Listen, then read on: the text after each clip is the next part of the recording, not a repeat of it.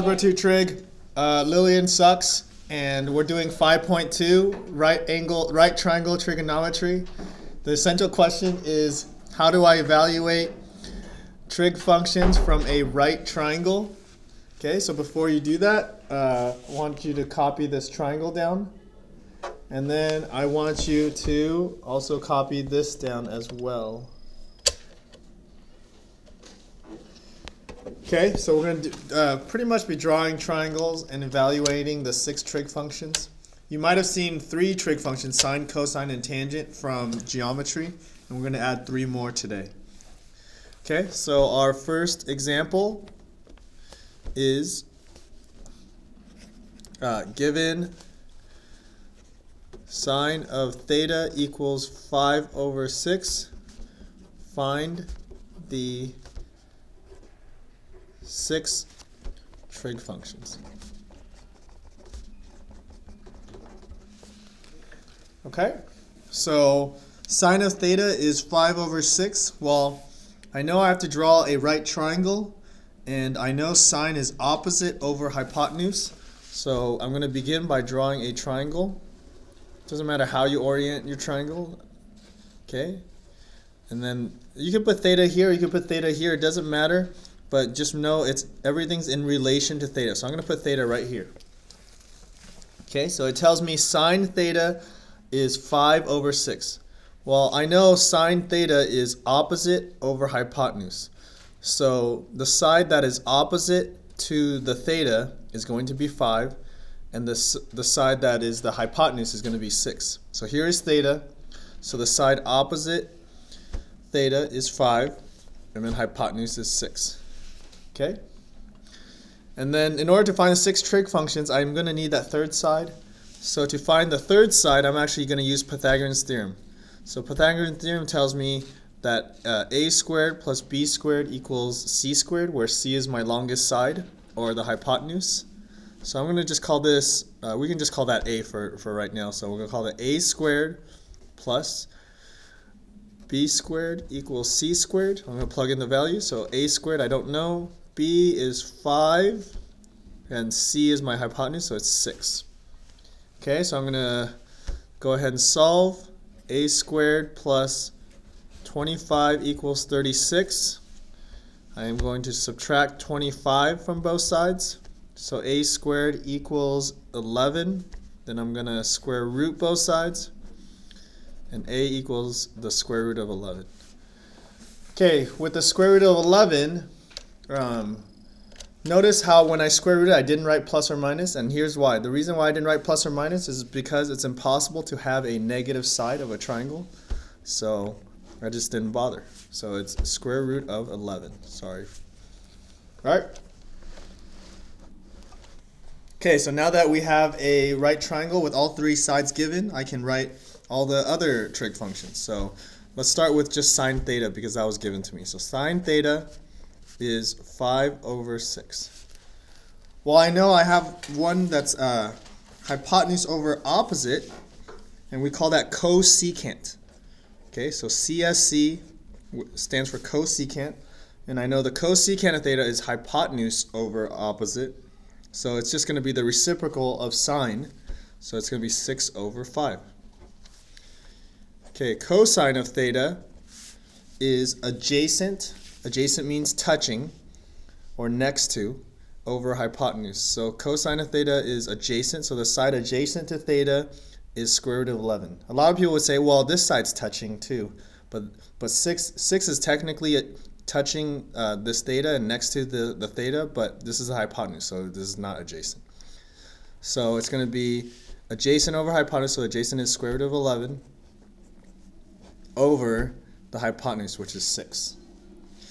Okay, so the reciprocal of cosine is secant. So I always write secant right after cosine. And I know I just flipped these 2 numbers. Well, the problem is when I flip the 2 numbers, it's going to be 6 over radical 11. So I have to rationalize. I'm going to have to multiply both sides by, both the top and the bottom, by radical 11. So my final answer is going to be 6 radical 11 over 11. Okay, so my last 2 trig functions are tangent and cotangent. So tangent is opposite over adjacent. So opposite of this theta is 5. Adjacent to this theta is radical 11. So it's 5 over radical 11. And again, I have to rationalize. So I'm not going to go into the details, but I'll multiply by radical 11. So it'll be 5 radical 11 over 11. Okay? And then the last trig function is cotangent of theta. Cotangent is a reciprocal of tangent, so it's going to be adjacent over opposite. And normally, I would probably flip this one, because if I go ahead and flip that one, which is okay, I still have to rationalize. But if I flip the first one, I don't have to rationalize. So if I flip this first one, it'll be radical 11 over 5. And those are my 6 trig functions. Okay? All right. And if you remember from 2 days ago, we actually built unit circles. We actually built a unit circle with triangles. So in your homework, you're going to see something like cosine of pi over 6 equals. Okay? So you're going to look on your unit circle, and I'll tell you right now that cosine of theta is your x value on your unit circle.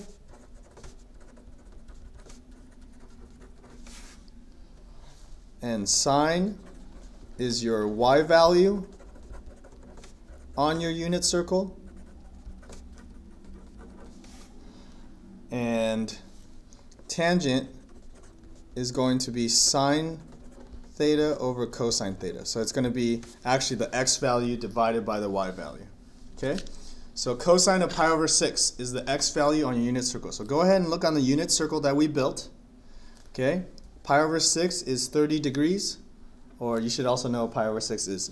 So you're going to look on your 30-degree triangle and look at pi over 6 and look at the x value. And realize that the x value on pi over 6 is radical 3 over 2. So your answer is actually radical 3 over 2. So those typically we would construct a triangle, but again, we already constructed those triangles from the unit circle, so you won't have to. Okay? All right, and then we'll do one more example, example 3. So I'm going to find theta when sine of theta equals radical 3 over 2 for when theta is between 0 radians and pi over 2 radians. Okay, so this is a little different than this problem. This problem they're asking for what is the value when cosine is where the cosine of pi over 6 is. This one's asking for what is the angle in radians. I mean, what is the radian when sine of theta is radical 3 over 2? And it has to be between 0 and pi over 2. So you're going to look on your unit circle. So look on your unit circle, and between 0 and pi over 2 is 0, and we have to define what quadrant it is. This is in the first quadrant. It's between 0 and 90 degrees. So in the first quadrant, where is your y value? Because sine is your y value. Where, and I wrote that right here, sine is your y value. Where is your y value? Radical 3 over 2. Okay, so if you look on your unit circle, it is when it's pi over 3. Okay, so theta will equal pi over 3. And that's it. Make sure though, when they ask for, if they ask you in radians, like in this problem, you give it to me in radians. If they ask you it's between 0 and 90 degrees, then you have to give it 90 degrees. So you'd have to write 60 degrees instead. If you have any questions, write it down and we'll answer it tomorrow.